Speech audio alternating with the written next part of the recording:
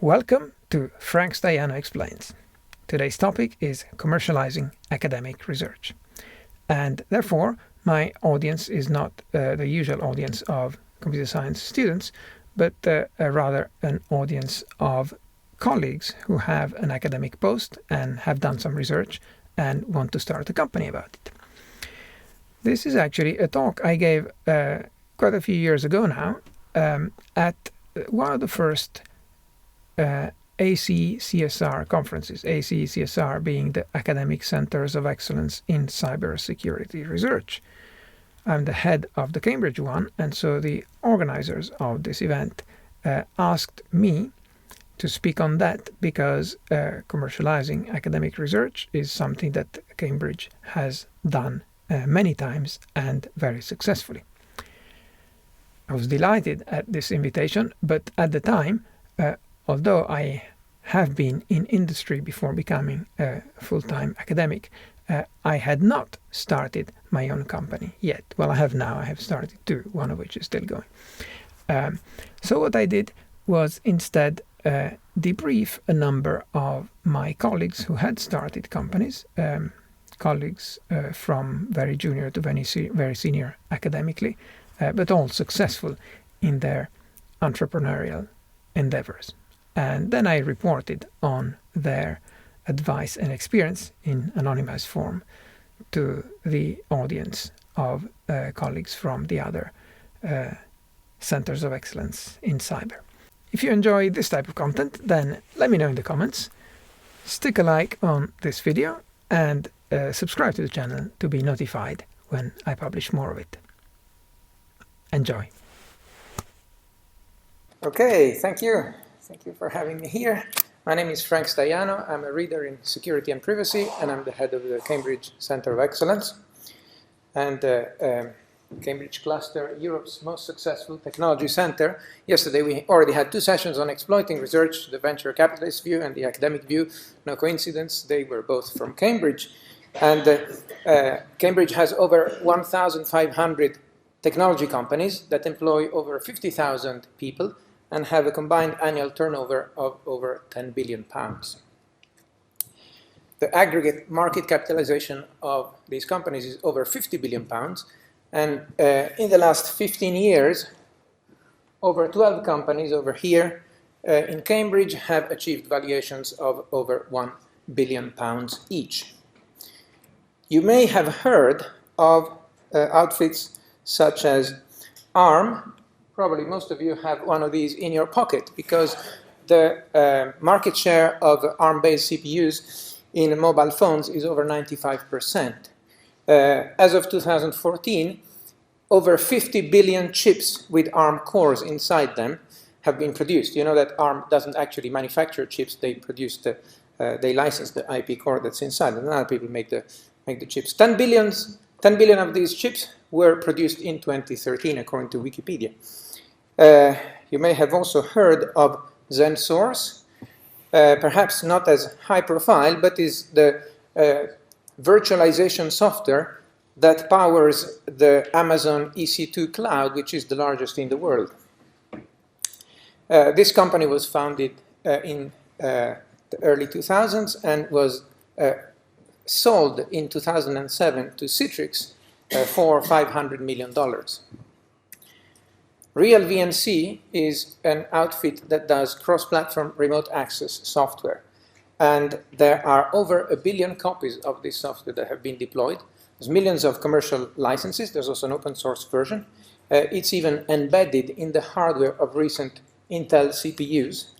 It's an Internet RFC, number 6143. And this company has won 3 consecutive Queen's Award for Enterprise in 3 successive years.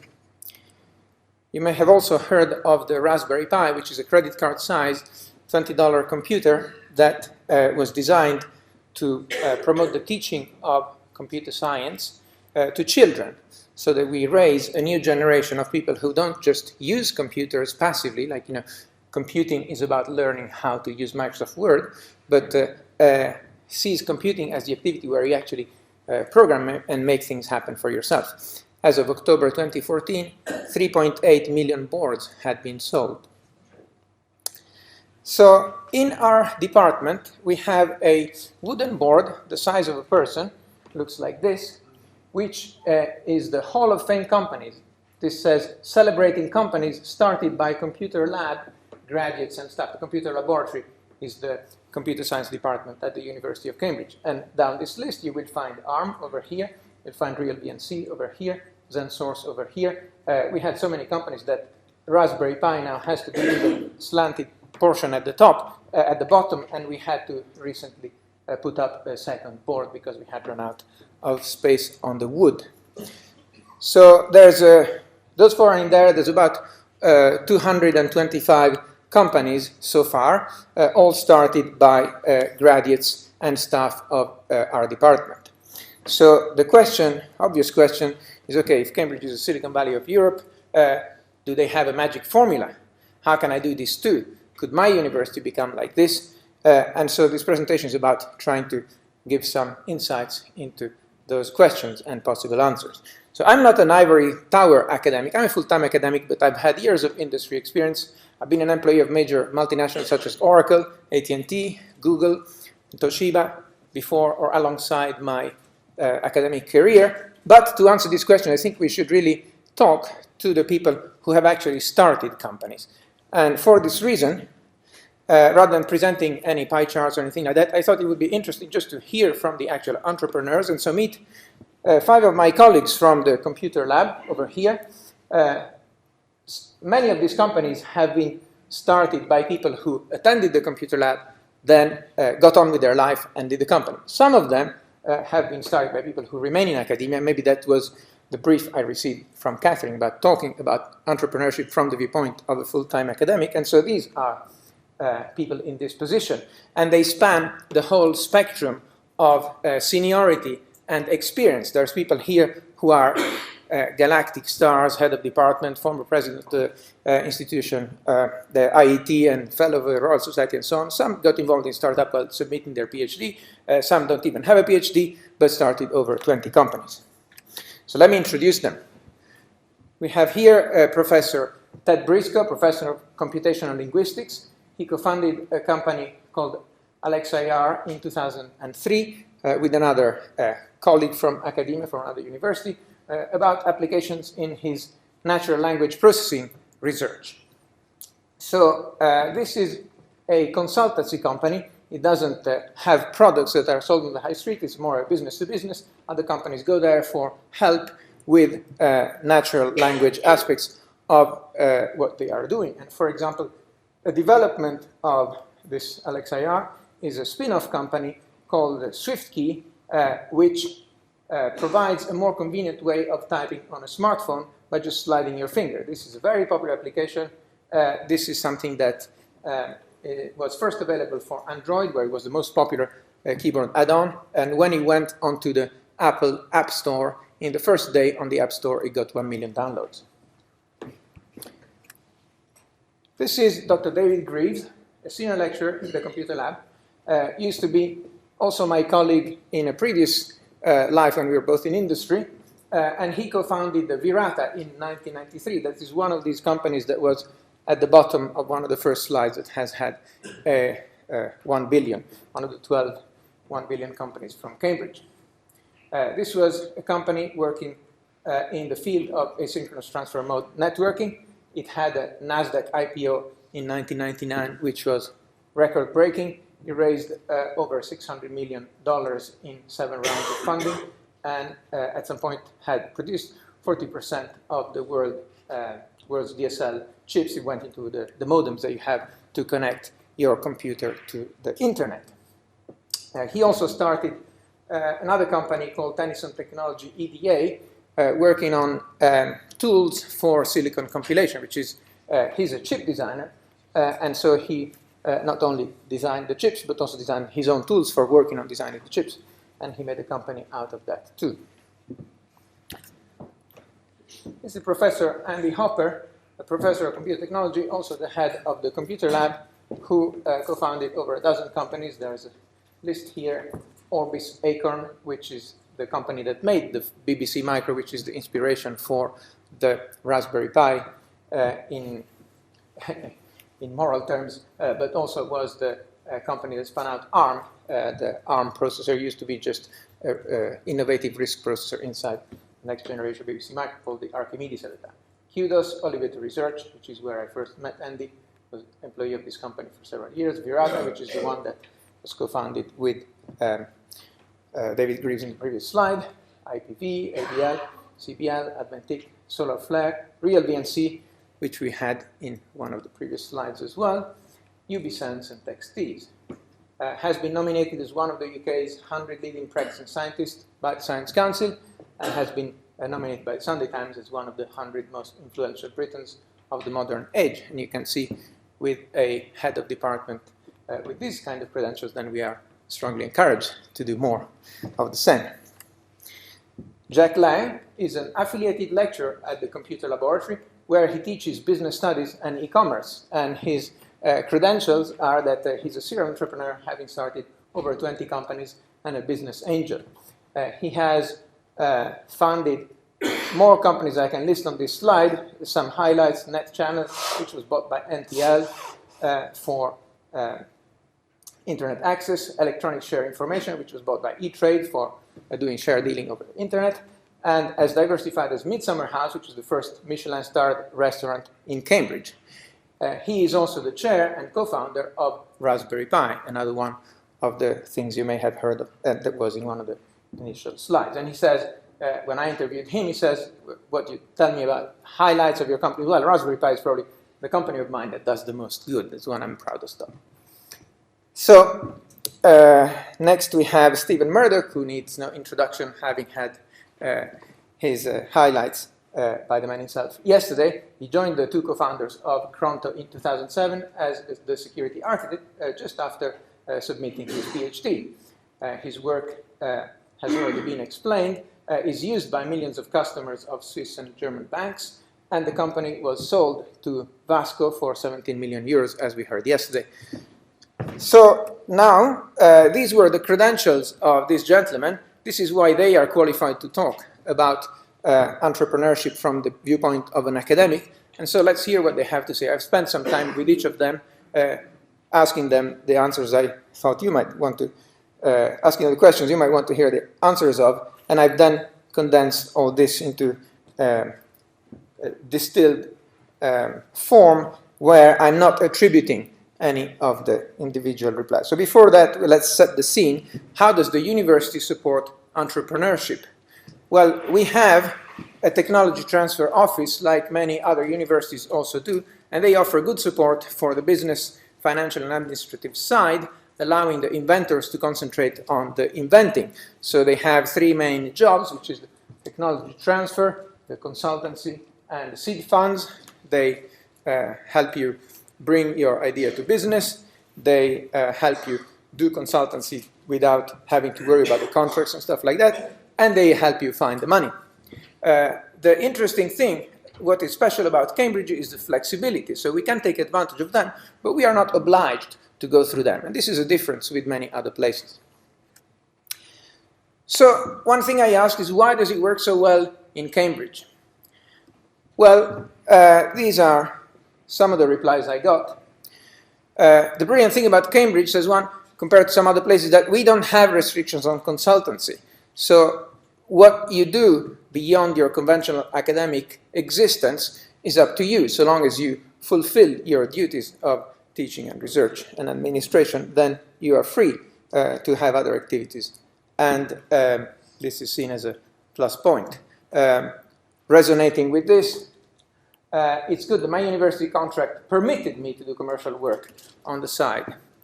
And a higher level view is that we, and here we really means, it means we as the University of Cambridge, also means we as a department, the computer laboratory, we minimize barriers to creating new ventures.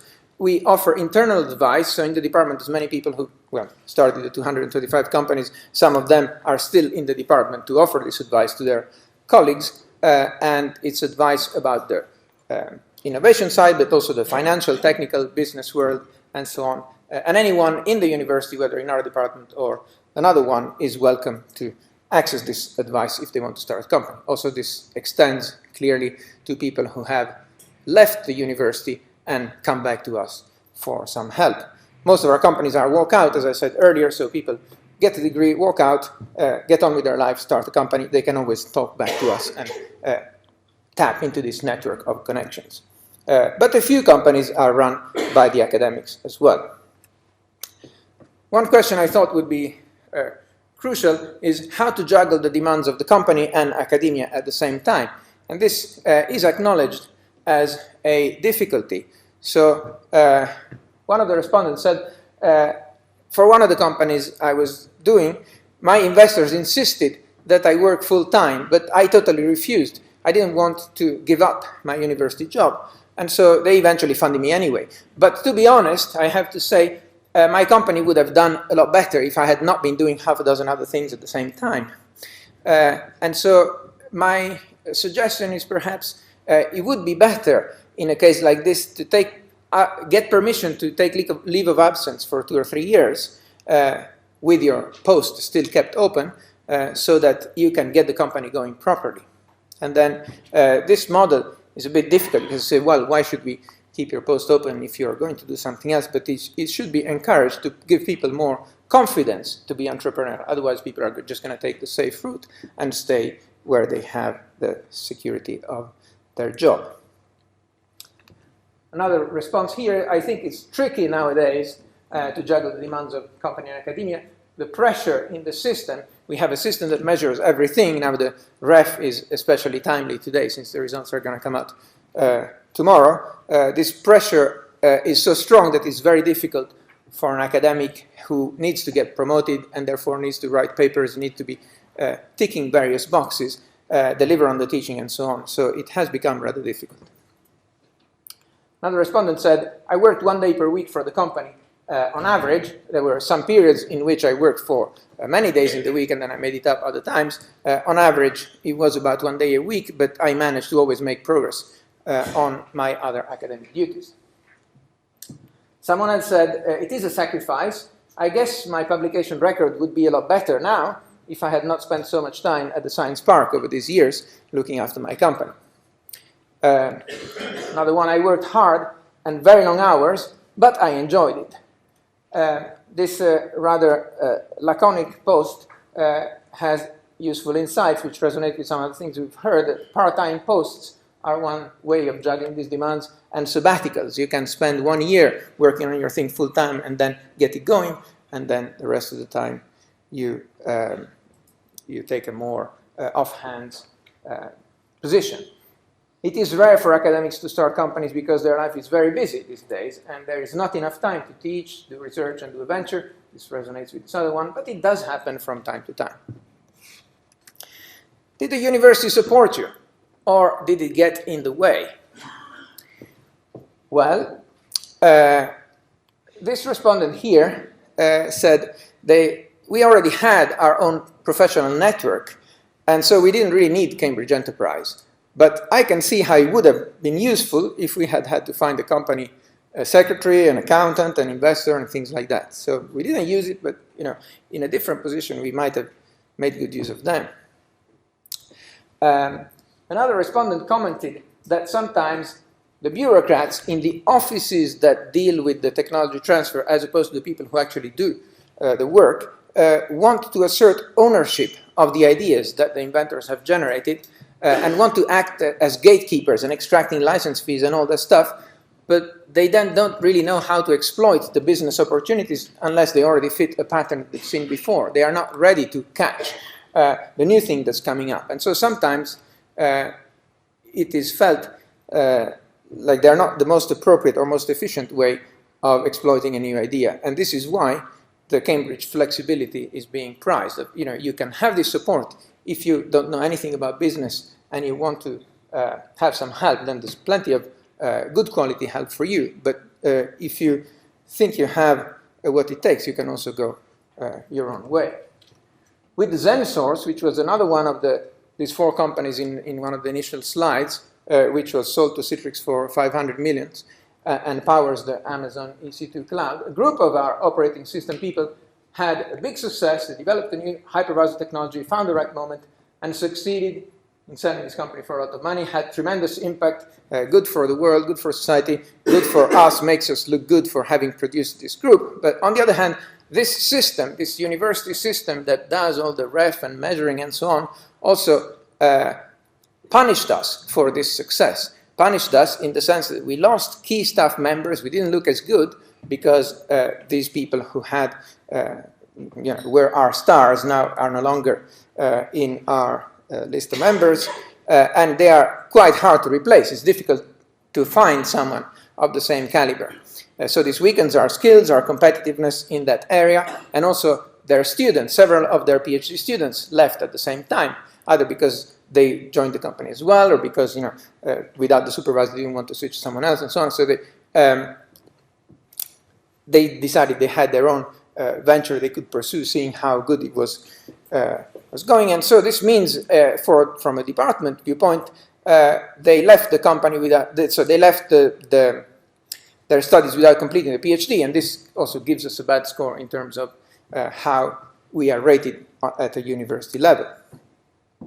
So the message here is that if it is valued that universities produce this kind of innovation, then the scoring system should be such that they are not penalized for doing so.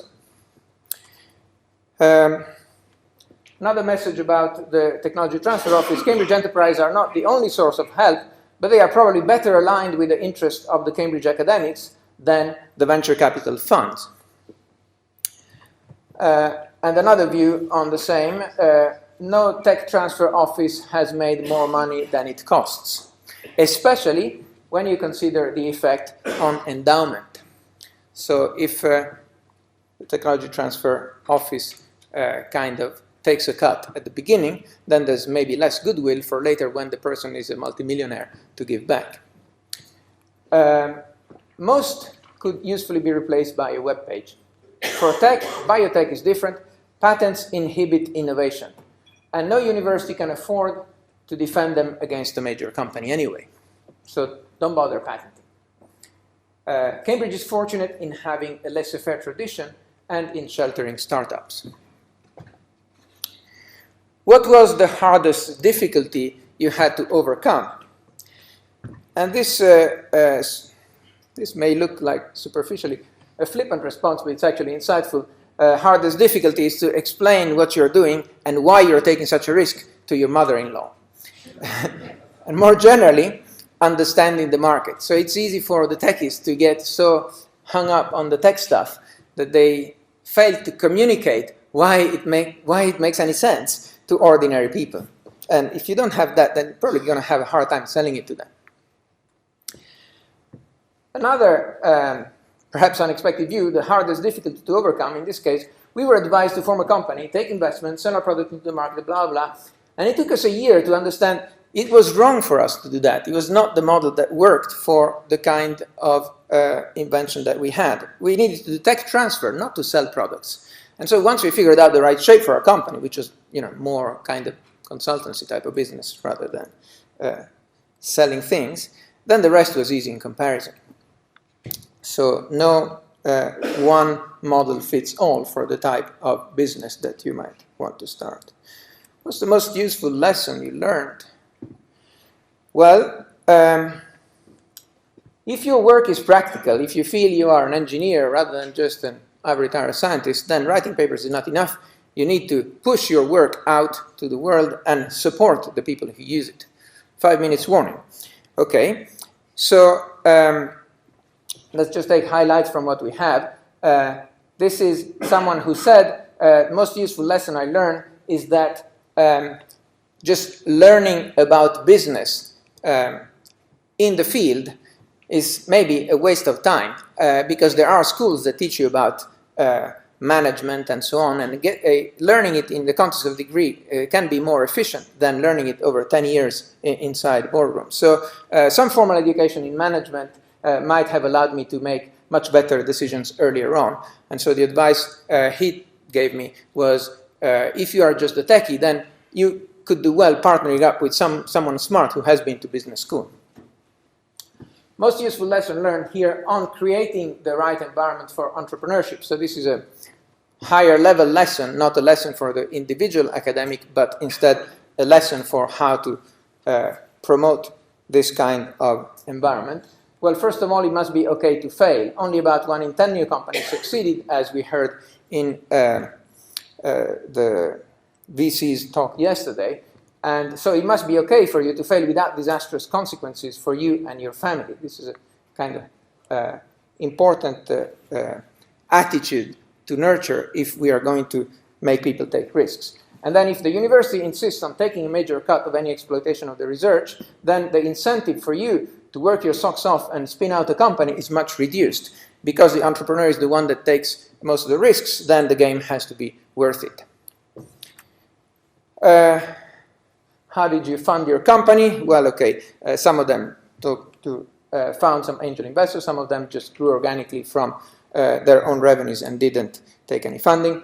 Some others talked to investors and found that to get the investors' attention, it was really important to have filed a patent early on.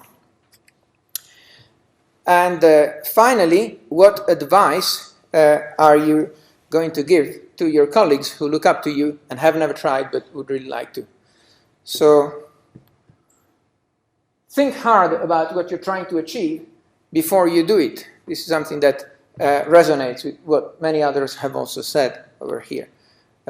Different style of advice instead is find a customer and work with them. They are going to be the ones who tell you what the real needs of what you're trying to do is. Don't just invent your own problem. Ask for what the real problem is and then try to solve that. About managing your career, if you sell widgets and become successful, who will run your company after it has 20 people? Once the company has grown, you need a very clear plan if you wish to stay an academic. This is a kind of a step-by-step recipe. Make sure you have a great idea. You need a great idea and be able to convince others that it is a great idea. Get a patent as soon as possible. If this applies to you, maybe not to software cases, but if you're making a piece of hardware, get a patent. Be ready to travel to many, many venture capitalists with your begging bowl, and hopefully some of them will invest. And prepare to work very hard. Down here, we have yet a different kind of advice about the personalities of the people you work with. The style of management makes a big difference to how pleasant the work environment is, and the challenging situations which you're certainly going to encounter as a startup bring out the worst in people. So make sure that you like the small group of people you're going to be working with. And finally, you have to decide what you're trying to achieve. It resonates with what we opened with. Are you trying to make money, or are you trying to put something on your CV? If you're trying to make money, then be serious about it. If not, understand that, and don't kid yourself that you can put it on your CV, have a full academic career, and at the same time spin out a company and look after that as the CEO. No can do. You can't have your cake and eat it. You have to make a choice.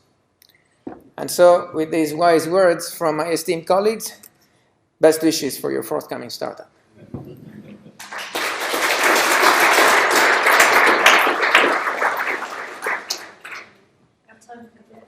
Like to. Oh, Simon. In one of your slides you said patents were a bad idea, don't use them, and two others... What was a bad idea? Having a patent. Patents, yes. And I think it was 2 or possibly 3 slides later you were saying it's a good idea. So is it a bad idea where you need to share the intellectual property rather than declare it and ring-fence it? So, first of all, of course, I'm talking to various people. Each of them has their own experience and their own domain of application and so on. What I can say myself, and a summary of this, there are situations where a patent will be in your way. There are situations where a patent will be an enabler. Situations where the patent will be in your way is where you want your technology to be adopted as widely as possible, and it is a new thing. It's just you, guy in a university that nobody knows, has to go against something that's already existing, deployed, and so on, and say, why should people switch to this new thing? And if you put a patent in there, they also have to pay you licensing fees to do that. It's just another barrier towards the adoption. And until everybody uses it, then you're going to have a hard time persuading them it's a good idea. And therefore, don't do the patent. It will just be in your way. You're just trying to get a bigger share of something that is so small that it's not worth anything. Just make the pie bigger first. In other situations, you may be competing against other possible suppliers of something similar to yours. And if you've had a good idea, but these other people are already established, then they might sell a variant of your idea to your customers, and these customers may already have a business relationship with your competitors because the competitors are established. And so if you make a patent, at least you'll be able to convince your potential customers, like a big bank, that your gadget only you can make, and your competitors, they already supplying something to them, will not be able to give them something as good as the one you're making. So horses for courses. Sometimes the patents are useful to you, sometimes they're going to be in your way.